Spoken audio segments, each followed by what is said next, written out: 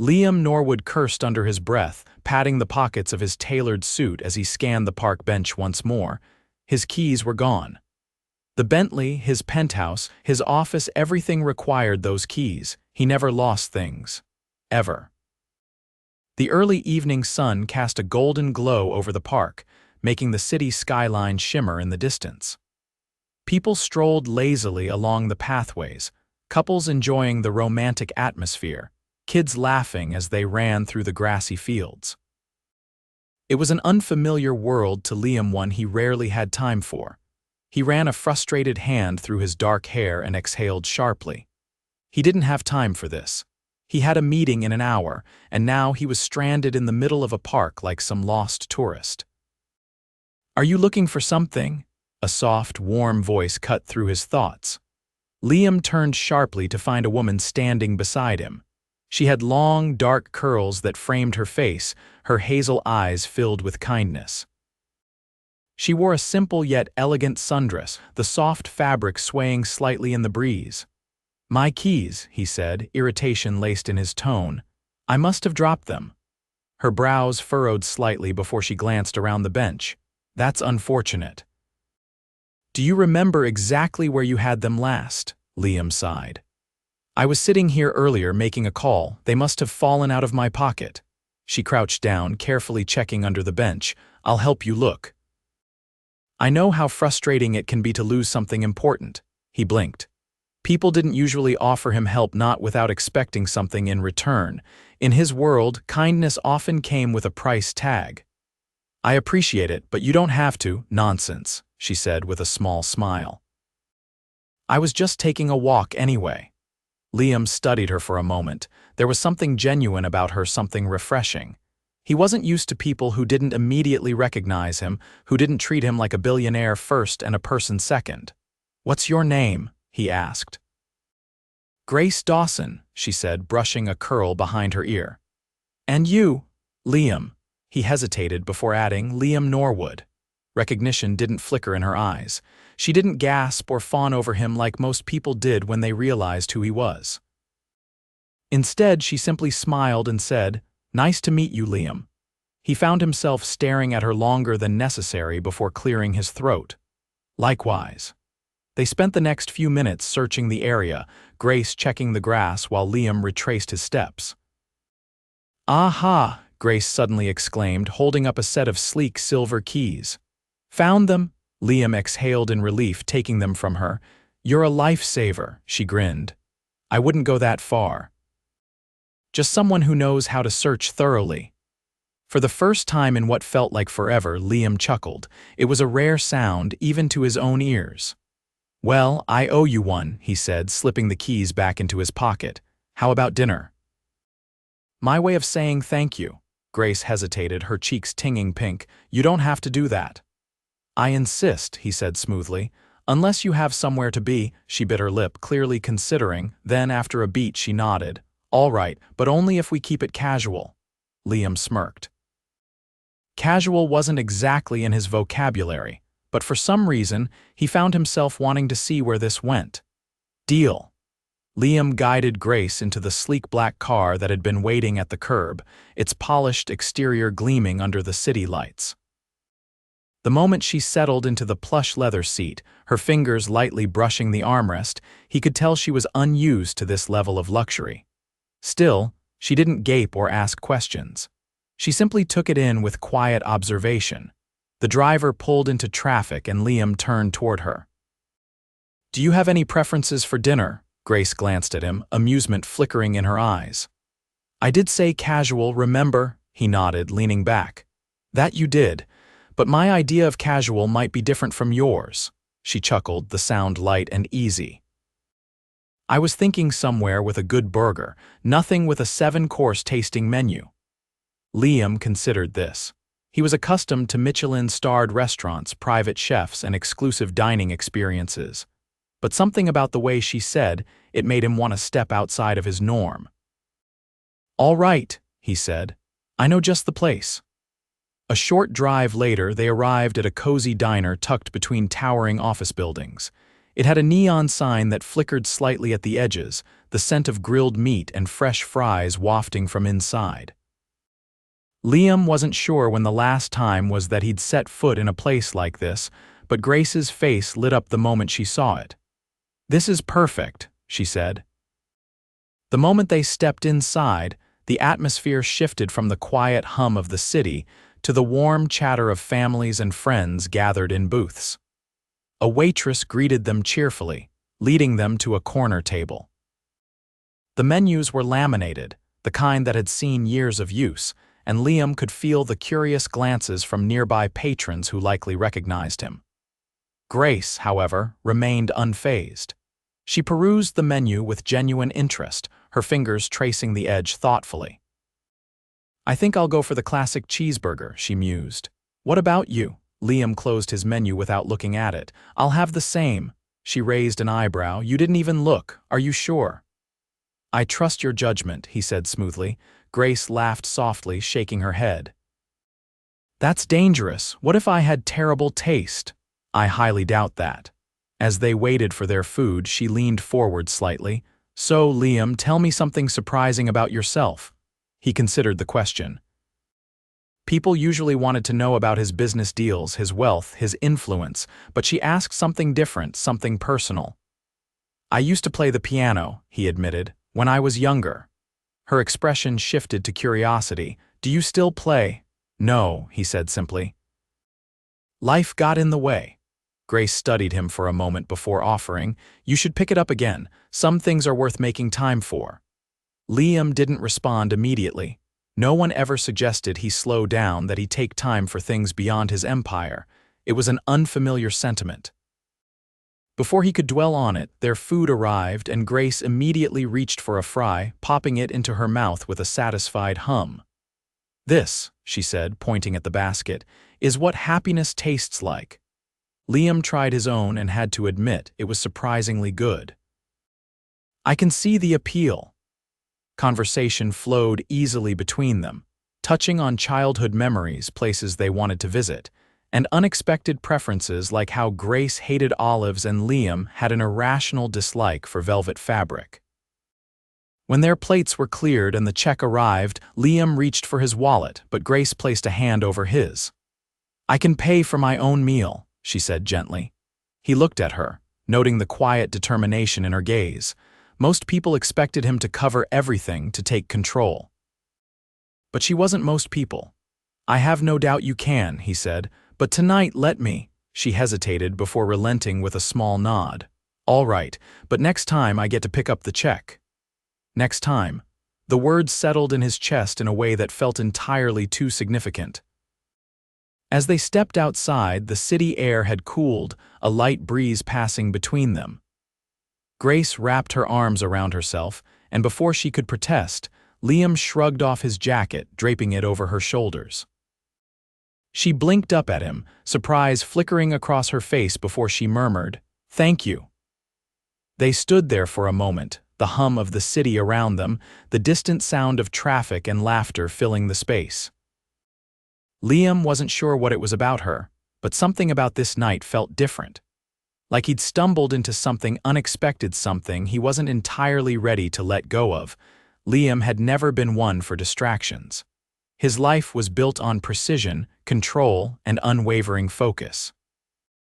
Yet, as he sat in his office the next day, staring at his laptop screen, his mind was nowhere near the multi-million-dollar acquisition his company was finalizing. Instead, it was on Grace, on the way she had looked at him the night before, her expression unreadable as she wrapped his jacket tighter around her shoulders. He had never met someone like her. She didn't fawn over his wealth, didn't cater to his status. She had laughed with him, challenged him, and treated him like an ordinary man. That, more than anything, intrigued him. A sharp knock on his office door jolted him from his thoughts. His assistant, Daniel, stepped inside. "Sir, your 2 o'clock meeting is waiting in the conference room," Liam exhaled, pushing Grace from his mind. "I'll be there in a minute." Daniel hesitated. "Also, there's something else." Liam arched a brow. "What is it?" His assistant cleared his throat. "A woman named Grace Dawson called the office earlier. She didn't leave a message, but she asked if she could speak with you. Sounded like she wasn't sure if she should be calling at all. Liam straightened. That was unexpected. He had planned to reach out to her first, but the fact that she had taken the step to call him, it meant something. Did she leave a number? She said you already had it. Liam nodded, dismissing Daniel with a wave. The moment the door shut, he pulled out his phone and found her contact. He hesitated for only a second before dialing. She picked up after the second ring. Hello, Grace. His voice came out steadier than he expected. I heard you called. There was a pause before she replied. I wasn't sure if I should. I didn't want to bother you. You're probably busy. He leaned back in his chair, a rare smile tugging at his lips. I can make time. A soft laugh came through the line. I found your cufflink. It must have fallen off last night. I thought you might want it back. A cufflink. He barely cared about the item itself, but the fact that she had taken the trouble to return it to him spoke volumes. I appreciate that, he said. Where are you now? At the bookstore where I work. Silver Pages, downtown. I'll come by. You don't have to, I want to. She didn't argue further, and after exchanging a few more words, he hung up. Within minutes, he was out the door, leaving his meeting to be handled by his senior executives. Silver Pages was a small, independent bookshop nestled between towering office buildings. It had a charm to it, warm lighting, neatly arranged shelves, and the faint scent of old paper lingering in the air. It was the kind of place that felt timeless, untouched by the rush of the city outside. Liam stepped inside, scanning the space until he found Grace. She was behind the counter, placing a stack of books onto a display. When she glanced up and spotted him, surprise flickered across her face before she smiled. You actually came, she said as he approached. I said I would. She reached into the pocket of her cardigan and pulled out the cufflink, placing it in his palm. Here, safe and sound. His fingers brushed hers as he took it, and for a brief second he didn't move. There was something about the simplicity of this moment of her standing in the middle of a bookstore, returning something as insignificant as a cufflink that felt startlingly important. You didn't have to go out of your way, he said quietly. Grace shrugged. It didn't feel right to keep it. Liam studied her, the soft glow of the shop's lighting casting a golden hue over her features. He couldn't remember the last time someone had done something for him without expecting anything in return. Have dinner with me again, he said, the words leaving his mouth before he fully processed them. She blinked, clearly caught off guard. You don't have to keep repaying me for small favors, you know. This isn't about repayment. He met her gaze, holding it. It's about wanting to see you again. A flicker of uncertainty crossed her face, but then, slowly, she nodded. All right, but if we keep doing this, I should warn you I don't do well with fancy 5-star places all the time. Liam smirked. I'll keep that in mind. As he left the bookstore, cufflink secured in his pocket, he realized something unsettling. He had walked in expecting to retrieve a lost item. Instead, he had walked away with something far more dangerous, a reason to keep coming back. The evening air carried a quiet hum of the city as Liam stepped out of his car, the soft glow of streetlights casting long shadows over the pavement. He had been to countless restaurants, attended exclusive events in glittering ballrooms, but none of those places had ever made him feel the way he did as he approached Grace's modest apartment building. She had insisted on cooking for him. Liam hadn't been invited to someone's home for a meal in years. His world revolved around deals made over extravagant dinners, but this was different. This was personal. When she opened the door, she was barefoot, her hair loosely pinned back, a faint trace of flour dusting the hem of her shirt. Something warm and unfamiliar settled in his chest at the sight. I hope you like pasta, she said, stepping aside to let him in. He glanced around, noting the small but cozy layout, books stacked on almost every available surface, a faint scent of something rich and savory filling the space. I like whatever you've made. She gave him a look, amused but skeptical. You say that now, but wait until you've tried it. He followed her into the kitchen, where a pot of simmering sauce filled the air with the scent of tomatoes and basil. The table was already set, candles flickering softly. "You went through a lot of effort," he said, watching as she added the finishing touches to the dish. Grace shrugged, stirring the pot gently. "Not really, I like cooking for people. It's nice to share something made with care." Liam didn't respond right away. He was used to meals being transactional, prepared by chefs, served with calculated efficiency. The idea of someone cooking for him simply because they wanted to was foreign. They sat down, and as they ate, conversation flowed effortlessly. She told him about the customers at the bookstore, the older gentleman who came in every morning to browse but never bought anything, the child who sat cross-legged in the corner reading fairy tales while waiting for his mother. Liam listened, drawn in by the way she spoke about the small moments of her life with such quiet appreciation. And then Grace looked at him thoughtfully. "You always ask about me, but what about you? What's something you don't usually tell people?" He hesitated, setting his fork down. He had spent years keeping his life compartmentalized, sharing only what was necessary. But with her, the walls he so carefully maintained felt unnecessary. "I don't sleep much," he admitted. She tilted her head slightly. "Why not? There's always something to do, something to fix." "My mind doesn't stop." Grace considered this before saying, "That sounds exhausting." He huffed out a quiet laugh. "It is." She rested her chin on her hand, studying him. "Have you ever tried just doing nothing?" Liam arched a brow. "Doing nothing?" She nodded. "No meetings, no calls, no emails, just existing." "No." The answer came too quickly, and she smiled knowingly. "I figured." He expected her to push him to explain, to dig into the reasons why, but she didn't. Instead, she reached across the table and placed her hand over his, her touch light but steady. "You should try it sometime," she murmured.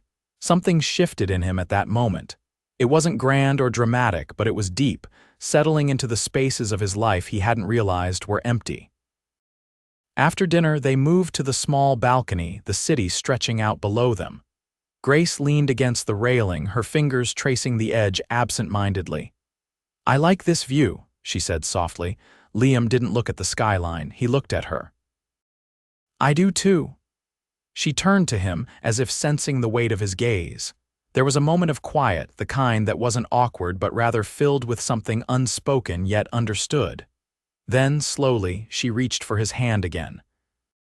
And Liam, for the first time in as long as he could remember, let himself be still. Liam hadn't thought about love in years. He understood business, strategy, power.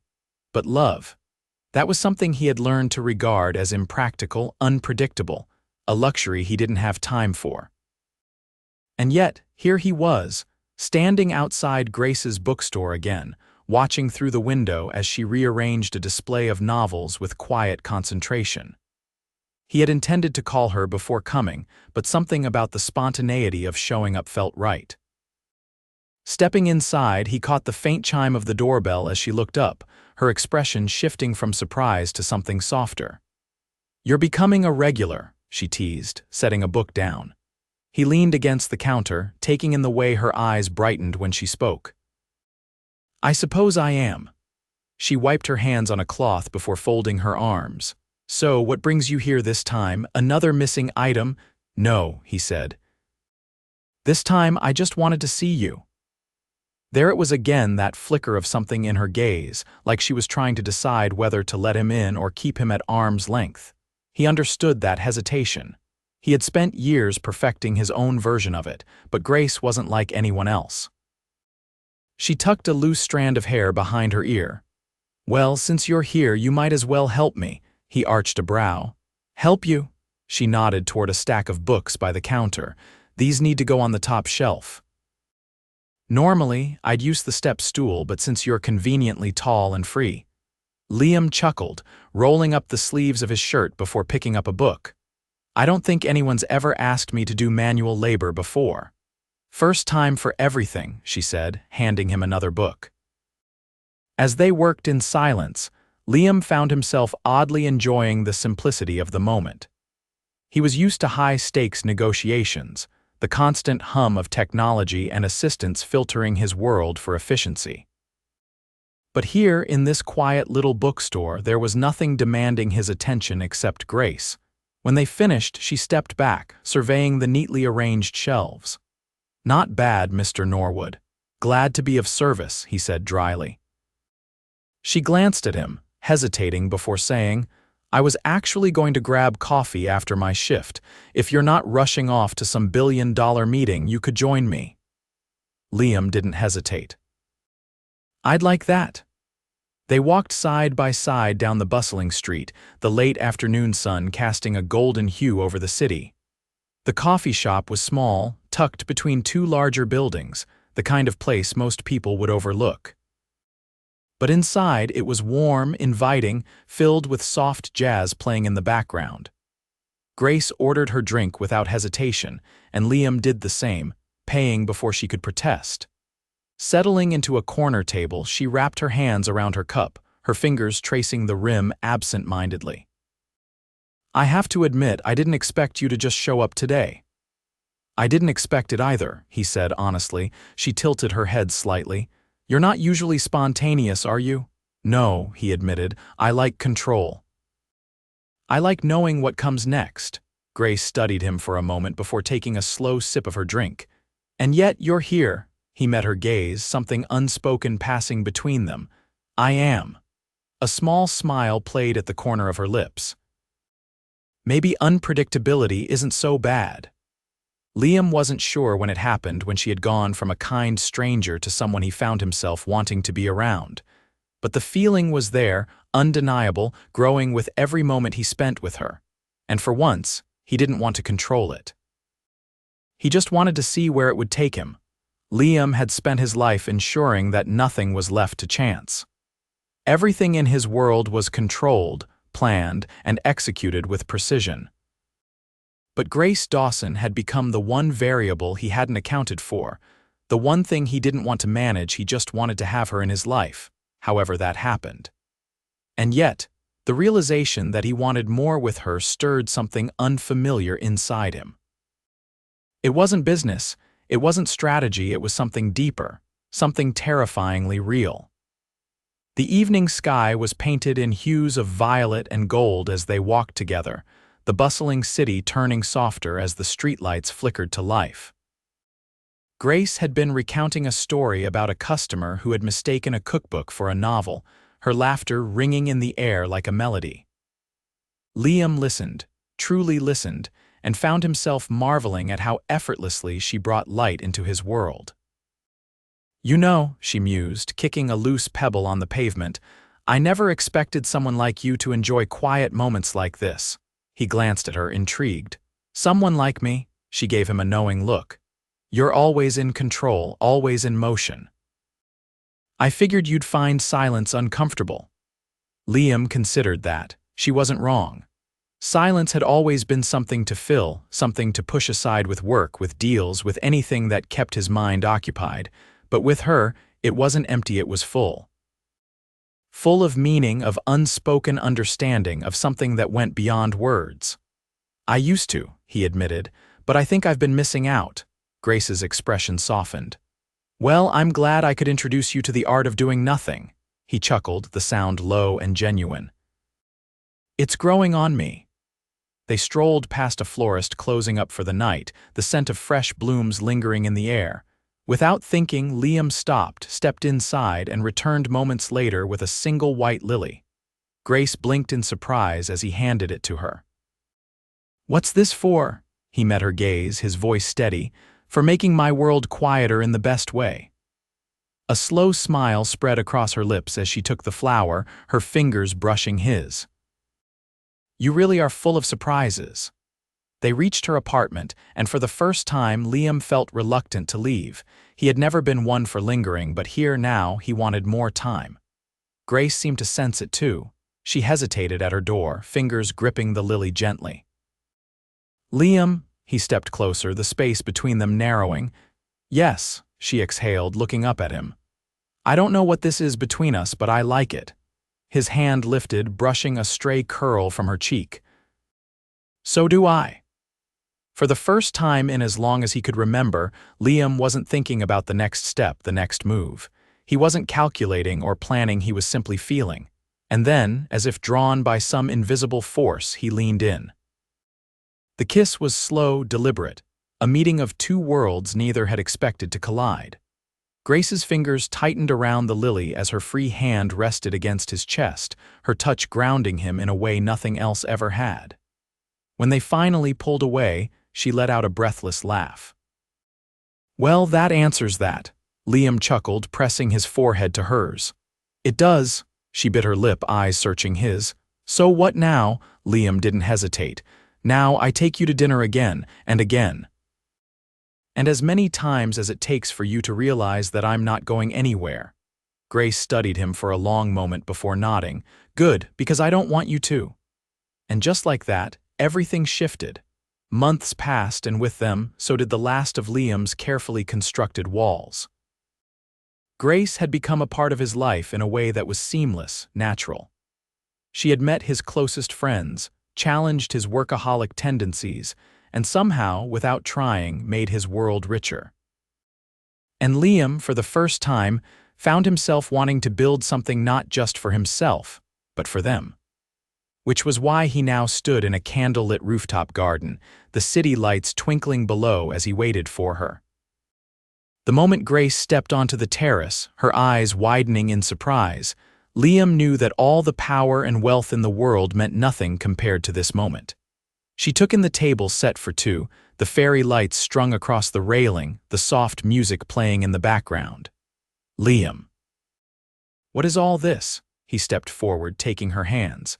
"Something I should have done a long time ago." And then, slowly, he lowered himself onto one knee. Grace gasped, her hands flying to her mouth. Liam pulled out a small velvet box, flipping it open to reveal a breathtaking diamond ring. "Grace Dawson, you walked into my life when I least expected it, and nothing has been the same since. You showed me that there's more to life than business, more to success than power. You taught me how to be still, how to appreciate the moments in between. And I never want to spend another moment without you." Her eyes shimmered with unshed tears. "I love you," he continued, voice steady despite the emotions tightening his throat. "And I want to spend the rest of my life proving it to you. Will you marry me?" For a heart-stopping second, she said nothing. Then, with a radiant smile, she nodded. "Yes. 1,000 times yes." Liam slipped the ring onto her finger before rising, capturing her face between his hands as he kissed her deeply, sealing not just a promise but a future. The wedding was intimate yet elegant, held in a sun-drenched garden with their closest family and friends. Grace walked toward him in a gown that made his breath catch, her smile brighter than the morning light. And when they exchanged vows, Liam knew without a doubt that this love, this life was the greatest deal he had ever made. As they danced under the stars, her head resting against his chest, he whispered, "You were right, you know." She looked up, curiosity in her gaze. "About what?" he smiled, pressing a kiss to her forehead. "Unpredictability isn't so bad." And as Grace laughed, twining her arms around him, Liam realized that for the first time in his life, he had found something that no amount of money or control could ever replace. He had found home.